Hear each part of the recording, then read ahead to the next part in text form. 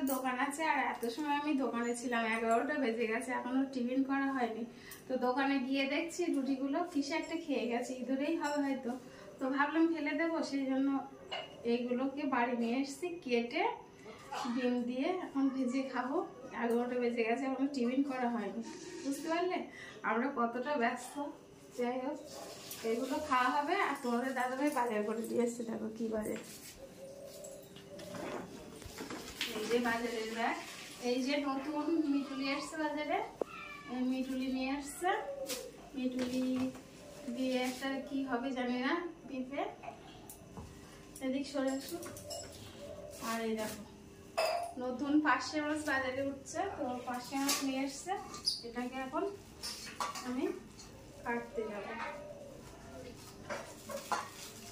এখনো খাওয়া দাওয়া করে মাছগুলোকে কেটে দেবো।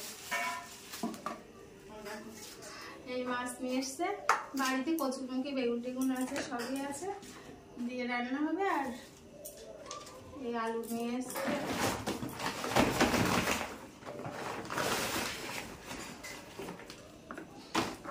যাই হোক, আজ আমাদের এই বাজারগুলো হয়েছে, এগুলো এখন কাটতে যাব।